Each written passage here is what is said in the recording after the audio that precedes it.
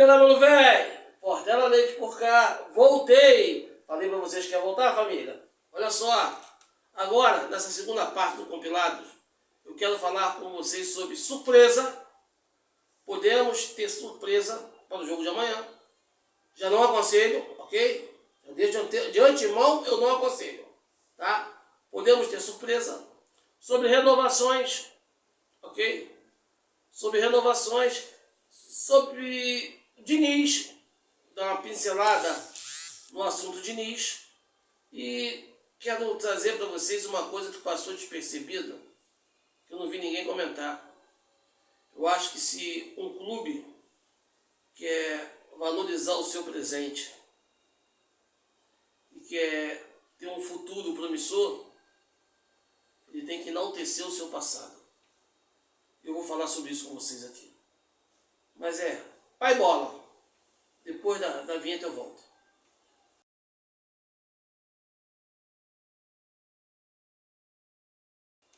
Diga lá, família Tricolor. Mais uma vez, obrigado pelo carinho da presença de vocês. Vocês são maravilhosos. Muito obrigado, família. Família, eu quero abrir esse vídeo com as polêmicas, né? Polêmicas, renovações que estão em aberto para esse mês agora. Por que eu falo esse mês agora? Porque a partir do mês que vem, eles já podem assinar pré-contrato. Ok? Eu quero dar minha opinião sobre elas. Tá? Primeiro que eu quero falar é sobre Thiago Santos e Manuel. Thiago Santos e Manuel tiveram contrato renovado e tal. Então eu já aconselharia que o Fluminense já conversasse com os dois e que já indicasse com muito respeito, agradecendo ao empenho de todos, mas que eles pudessem procurar novos clubes. Eu acho que seria o ideal. Está na hora de renovar essa zaga. Kaique Almeida, que eu já falei aqui que eu não vejo no profissional, está no sub-20 lá. Está bem no sub-20, titular, capitão, mas já dá para estar no profissional, galera. Já dá para estar bebendo na água do Thiago Silva. Eu acho que para a evolução do garoto, para a evolução do Fluminense, eu acho que seria primordial. Ok? Esperar até o ano que vem, eu acho tanto quanto atrasar a evolução do Fluminense e do garoto. Até porque vamos ter Thiago Silva ano que vem. Tem que saber disso. É uma opção, tá? Renato Augusto já se comenta até em se aposentar no final do ano, então eu não vi o próprio Renato Augusto falar sobre isso. Eu vi comentário que ele falou sobre isso. Entendeu? Não quero aposentar Renato Augusto. Quem sou eu para adaptar com o trabalho de alguém? Mas já ouvi falar sobre isso. Se não for o caso, segue o mesmo caminho de Thiago Santos e de Manuel. Tá? Outro garoto Jansen. Léo Jansen. Também está vencendo. Esse eu acho vantagem em renovar. O moleque foi jogado aos Leões. Jogou bem. Mostrou que tem potencial. Só que aí a gente não sabe como é que funciona. Porque aqui, o gerador de conteúdo que está aqui fora, às vezes não tem o conhecimento de tudo. Então é por isso que nesse momento eu evito criticar a diretoria sem saber todo o contexto da coisa. Ok? De repente, o gerador de conteúdo que é setorista do clube, que está lá dentro, pode ter mais informações sobre isso. Mas o empresário do Léo Jansen quer renovar? Porque o empresário, quando empaca, é uma desgraça. É uma desgraça. E pelo jeito, eu acho que esse é o caso. Porque o Fluminense vai deixar que o Léo Jansen tivesse sem contrato, correndo esse risco. É um garoto novo e promissor. Então eu acho que passa por aí. Mas eu acho, não estou dando certeza. Se não for isso, tomara que não seja, já era para ter renovado com o garoto. Aí é erro da diretoria. Era para ter renovado e há muito tempo. Não é pouco não. Ok? Tem mais dois, mas esses são estrelas, que é o caso do Ganso e do Fábio. E eu vou ser bem sincero para vocês. Bem sincero. Eu acho que para a torcida tricolor seria muito frustrante perder os dois. Muito. Muito. vem com esse papo tosco aí de comprar goleiro para ser reserva do Fábio. Lá na altitude, o Vitoreude mais uma vez provou que está apto para assumir a posição. Provou que está apto. E é um goleiro jovem, experiente, já jogou na Europa. O que falta para ele é ritmo de jogo, porra. Qualquer atleta, sendo goleiro ou não, sofre com esse problema. Sofre e muito com esse problema. Eu vejo muitas pessoas malharem o Fluminense que jogou lá contra o São José, mas se você pegar aquele time, 90% dele está sem ritmo de jogo. Aí você vai sem ritmo de jogo, para jogar na altitude, sem entrosamento. Mas aí tem cara que nunca jogou bola, não vai entender isso. Só vai falar, tem que ganhar, tem obrigação de ganhar. Como se fosse fácil. Como se fosse fácil. Mas deixa quieto, não vai entrar nesse mérito não. Volta aqui para Fábio e Ganso. Fábio tem idade. Óbvio que vai partir do Fábio. Quer parar?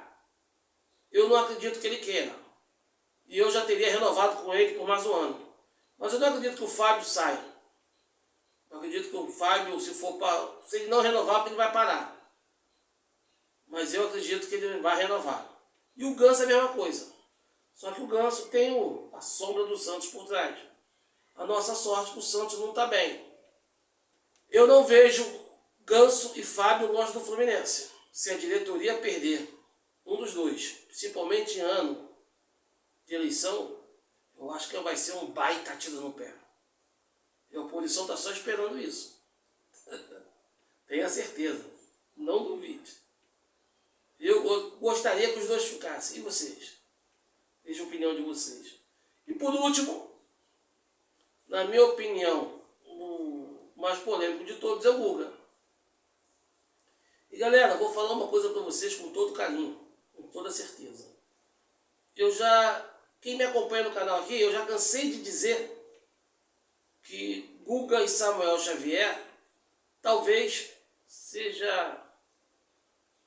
sejamos nós o clube mais bem servido de lateral direito ou um dos mais bem servidos. Aí você vai falar de todos os problemas que eles apresentaram, falta de confiança, que não rendeu nada no ano passado e tal. Fala quem rendeu aí. Fala quem rendeu mais que os dois. Não vou comparar eles a Aldo, não vou comparar a Gabriel, não vou comparar a tantos outros que passaram por aí. Mas são jogadores que têm história no clube, se dedicam ao clube e estão na média do futebol brasileiro, amigo. Estão na média do futebol brasileiro. Na média de cima. Na média de cima.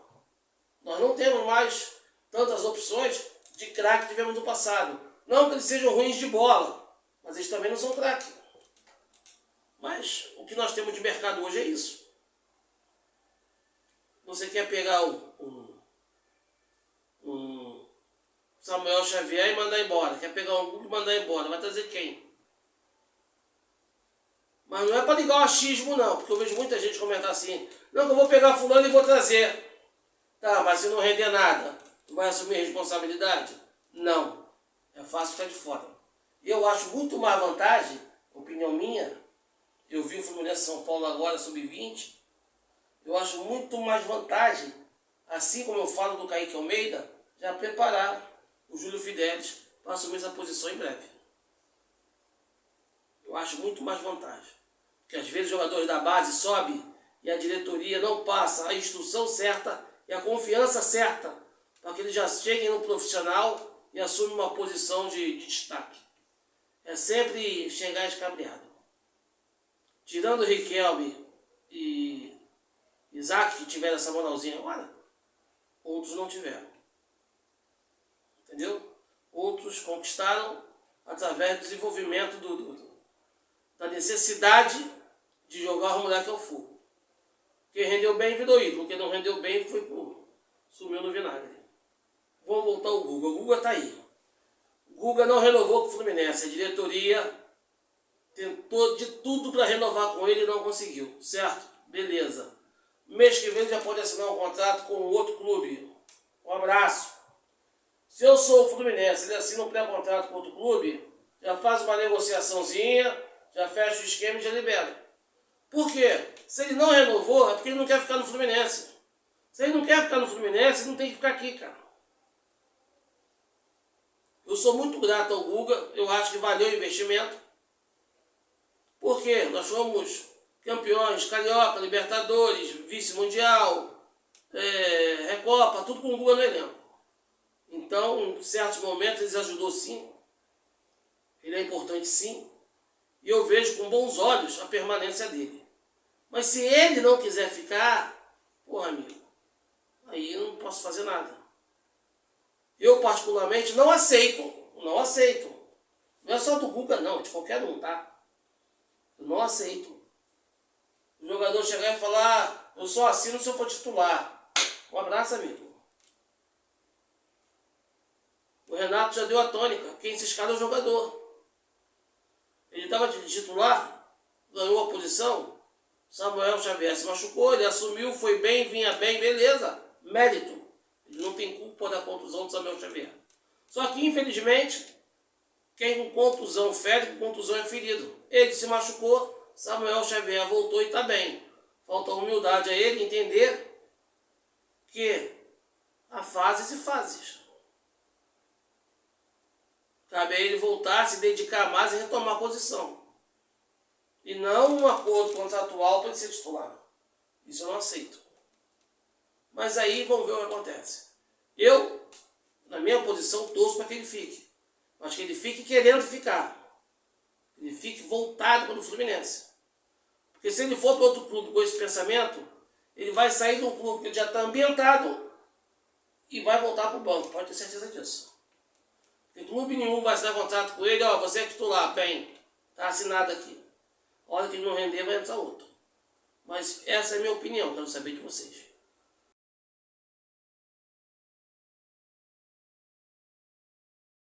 Família, o Fluminense se prepara para pegar o Galo amanhã. E pelo que eu tenho acompanhado, nós podemos ter duas surpresas nos jogadores relacionados para amanhã.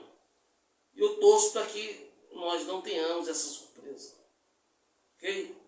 Estou me referindo a Thiago Silva e a Riquelme. Os dois podem ser relacionados pelo Renato. Ser surpresa na lista para estar amanhã à disposição. E por que eu torço para que não estejam?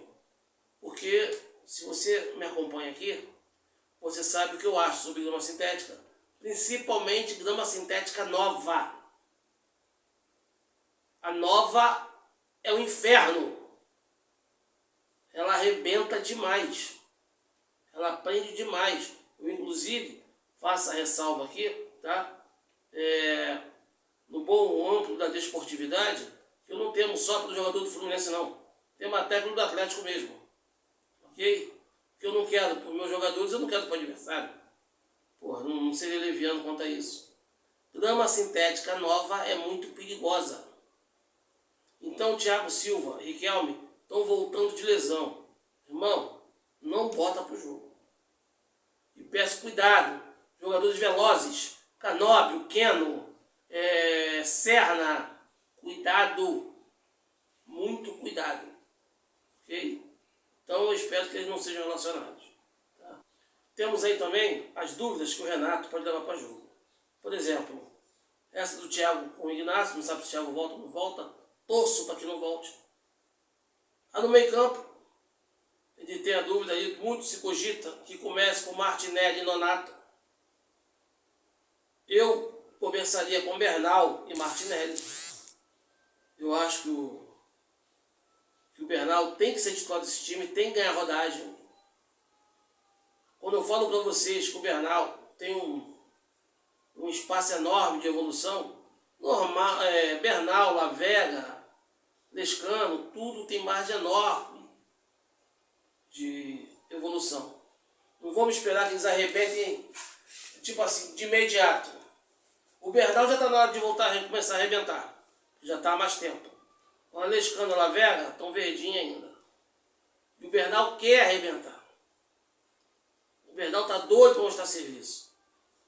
Está faltando, na minha opinião, a comissão técnica dá moral pro Bernal. Fala, confio em você, garoto, vai pro jogo. Eu confio em você.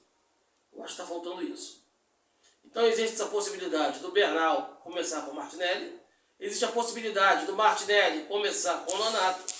E existe até a possibilidade do Bernal começar com o Nonato. Por quê? Porque, segundo o Renato, o Martinelli está desgastado demais e papapá. Eu não tiro o Martinelli do time por nada. Minha opinião. Só se for o último caso. Porque o fator equilíbrio com o Martinelli da equipe é muito grande. O Martinelli defende, ataca, cria. É um absurdo o que esse garoto faz. Então eu, na minha posição, não tiraria o Martinelli. Tá? E no ataque, a velha dúvida entre Keno e Canóbio. Nós não sabemos ainda. Mas vamos aguardar e ver o que o Renato vai trazer pra gente.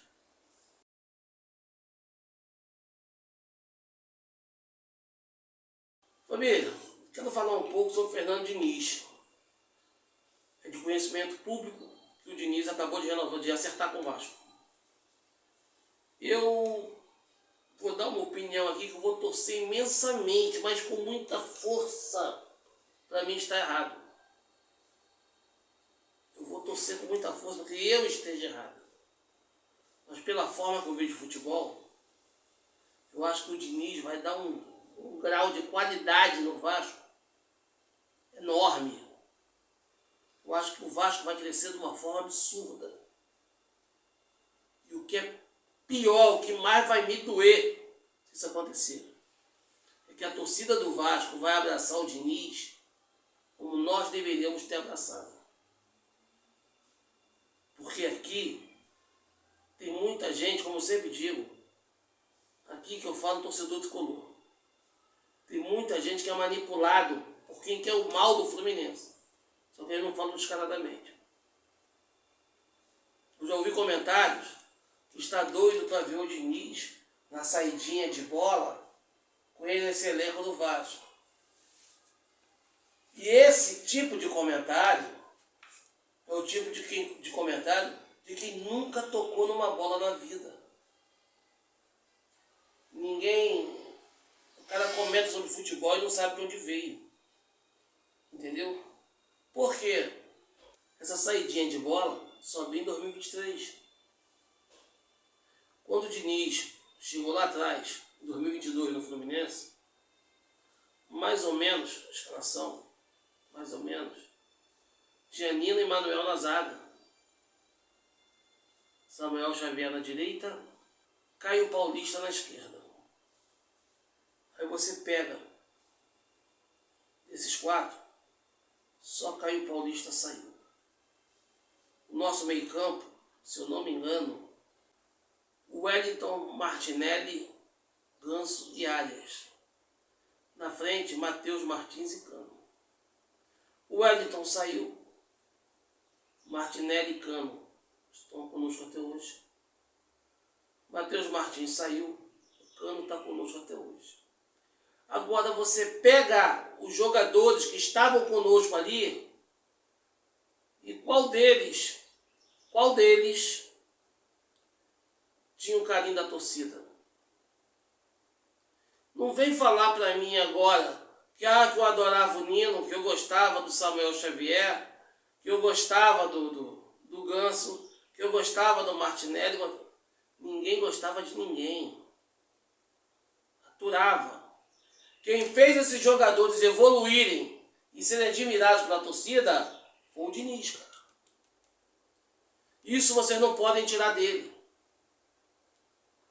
Eu sempre bati no canal que o Diniz é treinador, pelo que ele ama o Fluminense, é treinador para ficar 5 anos no clube no mínimo. No mínimo. Se o Diniz continuasse ano passado, esse aí estava na Libertadores e não Sul-Americana. Eu tenho pura convicção disso. Agora, se ele fizer o mesmo trabalho com o Vasco evoluir, a torcida vascaína vai abraçar o Diniz da forma que nós deveríamos fazer. Eu estou torcendo para estar errado. Ok? Então você não pode me chamar de mentiroso. Porque o Diniz tirou leite de pedra daquele elenco. Nos classificou muito bem para a Libertadores de 2023. Em 2023, com os chamados reforços velhos, sub-40, tu viu aonde ele levou a equipe. Só que a imprensa, sabendo que se Diniz continua, ia ser muito difícil para segurar a gente, fizeram uma campanha contra o cara demoníaca. E muito da nossa turma, da nossa torcida, acabou embarcando. Muito dos geradores de conteúdo acabou embarcando. E está aí hoje. Então, eu desejo tudo de bom para o Diniz, para o ser humano Diniz, tudo que ele fez ao Fluminense, tudo que ele nos proporcionou. Espero que ele tenha sucesso na carreira, mas se ele acertar o Vasco, como eu acho que ele vai acertar, te confesso que vai ser muito frustrante. E dia 24 agora, já é Vasco Fluminense. Só espero que até lá ele não tenha conseguido acertar o time. Ok? Só deixar isso claro para vocês. Essa é a minha posição.